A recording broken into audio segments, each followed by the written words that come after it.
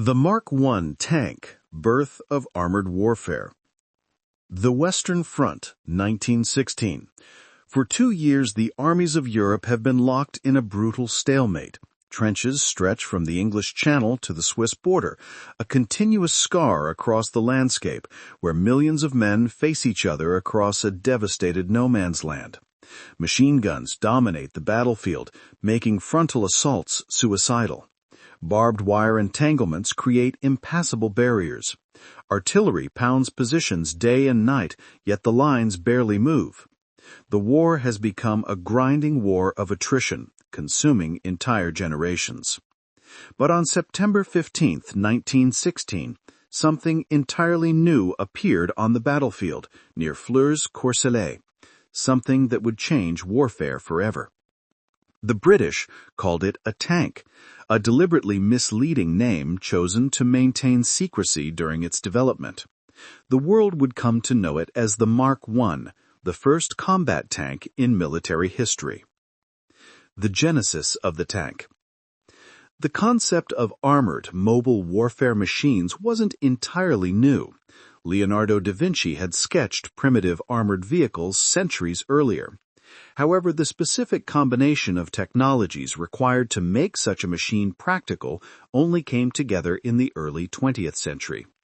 3 key innovations made the tank possible: the internal combustion engine, which provided sufficient power in a compact package; caterpillar tracks, developed for agricultural tractors, which could traverse soft ground; and armor plating, which could protect against small arms fire and shrapnel. The genesis of the British tank program began with the realization that cavalry, the traditional mobile arm of warfare, was utterly useless against machine guns and barbed wire. Lieutenant Colonel Ernest Swinton of the Royal Engineers witnessed the carnage of early trench warfare and began advocating for a machine that could cross trenches, crush barbed wire, and protect its crew from enemy fire. He wasn't alone in this thinking. Winston Churchill, then First Lord of the Admiralty, became fascinated with the idea of land ships. In February 1915, Churchill established the Land Ships Committee under the aegis of the Admiralty, a decision that would prove crucial because the War Office was initially dismissive of the concept. The committee brought together engineers, military officers, and civilian inventors. William Tritton, managing director of William Foster and Company Agricultural Machinery Manufacturers, partnered with Major Walter Gordon Wilson, a naval engineer with expertise in gearbox design. Together they would create the machine that became the Mark I. The development process was remarkably rapid by modern standards. The first experimental vehicle, nicknamed Little Willie, was completed in September 1915. However, it couldn't cross wide trenches, a fatal flaw. The team quickly pivoted to a revolutionary new design. Mother, as the prototype was called, featured a rhomboidal shape that became iconic. The tracks ran around the entire perimeter of the vehicle, rising high above the hull at the front. This bizarre configuration allowed the tank to cross trenches up to 12 feet wide and climb obstacles 4.5 feet high. The first test took place in January 1916 at Hatfield Park. Despite mechanical problems, the concept was proven. The machine could cross trenches, crush barbed wire, and withstand machine gun fire. Lord Kitchener, the Secretary of State for War, famously dismissed the tank as a pretty mechanical toy after the demonstration. Nevertheless, the project had enough high-level support to proceed. Orders were placed for 100 tanks, with production split between 2 firms, Foster's of Lincoln and Metropolitan Railway Carriage and Wagon Company. Design and construction. The Mark I tank was unlike anything that had existed before. Standing approximately 8 feet tall, it was over 32 feet long and 13 feet wide. The hull was constructed from riveted steel plates, ranging from 6 to 12 millimeters thick. This provided protection against rifle fire and shrapnel, but not against direct hits from artillery or armor-piercing rounds. The rivets themselves became a problem in combat, as near misses from shells could cause them to pop loose inside the vehicle, flying around the interior like bullets and injuring the crew. The Mark I came in two variants, male and female tanks. This peculiar nomenclature, suggested by the soldiers themselves, reflected their different armaments. Male tanks carried two 6-pounder guns mounted in sponsons, bulges on either side of the hull. These naval guns had been modified for tank use and could fire high-explosive shells against fortifications or solid shot against enemy positions.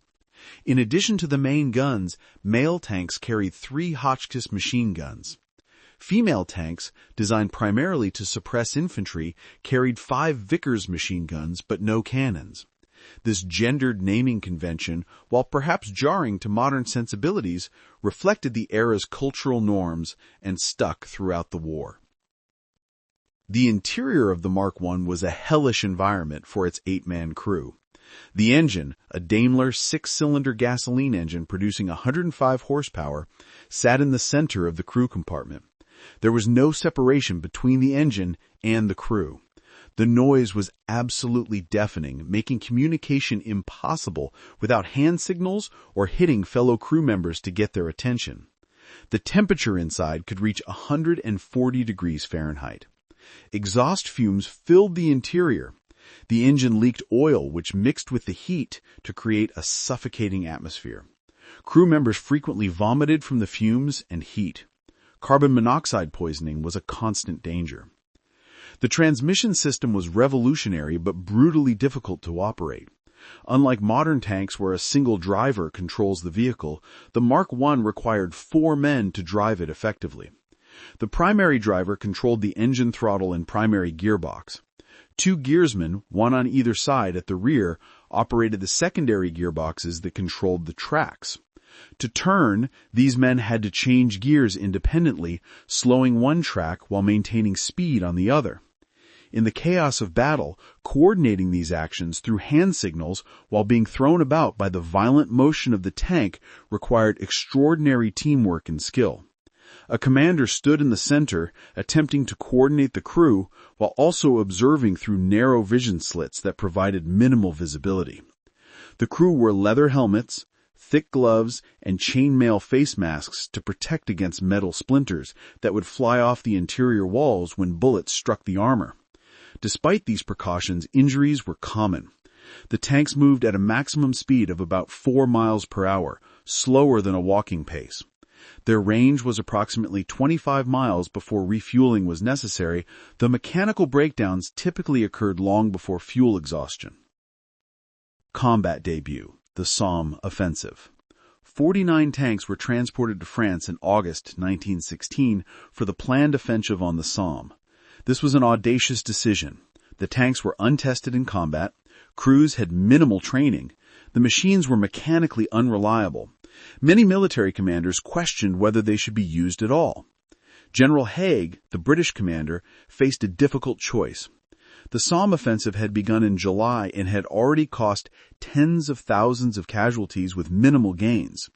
He decided to commit the tanks, hoping they might provide the breakthrough that conventional tactics had failed to achieve. On September 15, 1916, at dawn, 32 tanks began moving toward the front lines. Of these, only 18 actually made it into combat. Some broke down mechanically before reaching the battlefield. Others became stuck in shell craters or ditched in trenches. This mechanical unreliability would plague tanks throughout the war. However, those that did reach the German lines had a profound impact far beyond their numbers. The psychological impact was tremendous. German soldiers had never seen anything like these machines. Reports from German troops described the terror of seeing these massive metal monsters emerging from the smoke, impervious to small arms fire, crushing barbed wire beneath their tracks. Some German soldiers fled, others fought desperately, some even attempting to attack the tanks with hand grenades or to push them into ditches with improvised levers. A tank commanded by Captain Harold Mortimer advanced through the village of Flers, with British infantry following behind. A British reconnaissance pilot reported seeing a tank walking down the main street of Floors with the British Army cheering behind it. This phrase captured public imagination when reported in newspapers, although the actual situation was more chaotic and less triumphant than the report suggested. At Delville Wood, a single tank supported New Zealand infantry in capturing a German strongpoint that had resisted multiple previous attacks. The tank's presence suppressed German machine gun positions, allowing infantry to advance with far fewer casualties than previous assaults without tank support. Near Teepfall, another tank helped capture a fortified position, again with dramatically reduced infantry losses compared to attacks without tank support. These tactical successes, while limited in scope, demonstrated the potential of armored warfare. However, the debut also revealed serious weaknesses. The tanks were painfully slow and highly visible. German artillery, once it recovered from the initial shock, could destroy tanks with direct hits. The vision slits provided such limited visibility that tanks sometimes drove past their objectives without seeing them. Communication between tanks and infantry was nearly impossible. The mechanical unreliability meant that even successful attacks couldn't be exploited because too few tanks remained operational. Evolution and impact. Despite these problems, the tank concept was validated. Production ramped up dramatically. The Mark I was followed by improved versions. The Mark IV, introduced in 1917, incorporated lessons learned from combat. The armor was thicker. The fuel tanks were better protected and moved outside the crew compartment, reducing fire risk. The sponsons could be swung inward for rail transport, solving a logistical problem that had plagued earlier Marks. The Battle of Cambrai in November 1917 represented the first truly mass use of tanks. 476 tanks attacked on a 6-mile front, achieving a breakthrough that advanced 6 miles in a single day, an unprecedented success on the Western Front. This demonstrated what tanks could achieve when used in sufficient numbers with proper tactical planning. The attack combined tanks, infantry, and artillery in a coordinated assault that prefigured modern combined arms warfare. The Mark I and its successors produced a total of about 2,600 British tanks by war's end. France developed its own tanks, including the Renault FT, which established the configuration of turret and rear engine that became standard for future tanks. Germany, initially dismissive of tanks, built only about 20 of its own A7V tanks, but captured numerous British tanks and used them against their former owners. The introduction of the tank fundamentally changed military doctrine. It broke the stalemate of trench warfare. It restored mobility to the battlefield. It demonstrated that armor, firepower, and mobility could be combined in a single platform. The tank forced armies to develop new tactics, both for employing tanks and for defending against them. Anti-tank weapons became necessary. Infantry had to learn to coordinate with armored vehicles. The inventors and their legacy. The men who created the tank received varying recognition for their achievement. Ernest Swinton wrote extensively about tank development and served in various military and academic roles after the war. He was knighted in 1923 and spent his later years as a military historian, always advocating for proper recognition of the tank's importance. William Tritton continued leading Foster's company, which became a major manufacturer of tanks and military vehicles. He was knighted in 1917 for his contributions to the war effort. Walter Gordon Wilson became one of Britain's foremost automotive engineers, holding numerous patents for vehicle transmissions and design innovations. Winston Churchill's role in championing the tank during its difficult early development was somewhat forgotten in the immediate post-war years, but later became a point of pride in his political career. He viewed the tank as vindication of his willingness to support unconventional ideas and technological innovation in warfare. The Mark I itself was obsolete by 1918, replaced by improved models. But its historical significance cannot be overstated. It was the first. It proved the concept. It changed how wars would be fought for the next century. Every tank that came after, from the German Panzers that revolutionized warfare in World War II, to the American M1 Abrams, to the modern main battle tanks of today, descends from those first lumbering machines that appeared through the smoke at Flair's Courcelette. World War II and beyond. The lessons of the Mark I and early tank warfare profoundly influenced World War II. German strategists studying the British and French tank operations from World War I developed the concept of blitzkrieg, or lightning war. This doctrine combined tanks, mechanized infantry, and air power in rapid, coordinated attacks that swept through Poland and France with devastating effectiveness. The Germans understood what the British had begun to learn in 1917. Tanks were most effective when used en masse, with speed and concentration of force, not scattered in small numbers across the front.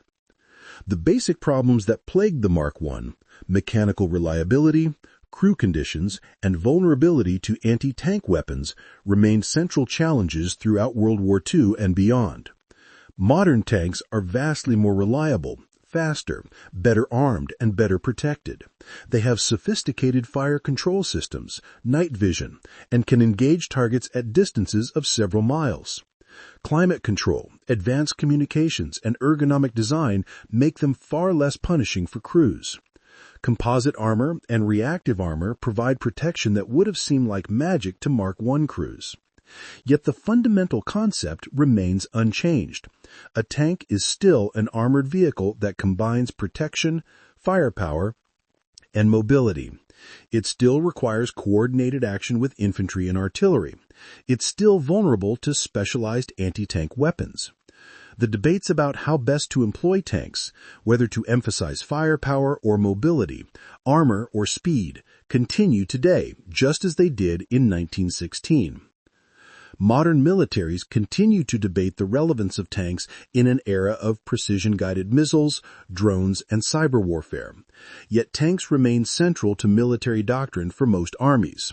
They provide a combination of capabilities that no other single platform can match. They can seize and hold ground. They can break through fortified positions. They provide mobile, protected firepower that can respond quickly to battlefield developments. Conclusion. The Mark I tank was a crude machine by modern standards. It was slow, uncomfortable, unreliable, and dangerous to its own crew. Many of the 49 tanks sent to France in 1916 never fired a shot in anger, breaking down before they reached combat. Those that did fight often achieved little beyond their psychological impact. Yet the Mark I represented a revolution in warfare as significant as the introduction of gunpowder or aircraft. It demonstrated that the stalemate of trench warfare could be broken. It showed that protection, mobility, and firepower could be combined to devastating effect. The men who designed, built, and crewed these first tanks were pioneers venturing into unknown territory. They solved unprecedented technical challenges. They endured conditions that would break most people. They established doctrines and tactics through trial and error, often at great cost. Their work laid the foundation for modern armored warfare. From the muddy fields of the Somme to the deserts of North Africa, from the steppes of Russia to the jungles of Vietnam, from the sands of Iraq to modern peacekeeping operations, tanks have played central roles in military operations for over a century. All of them, in some way, are descendants of those first Mark I tanks that lumbered across no man's land on September 15, 1916, forever changing the nature of warfare. The Mark I was the beginning. It was imperfect, primitive, and problematic, but it was the first. And in warfare, being first matters. The British Mark I tank didn't just introduce a new weapon. It introduced a new era.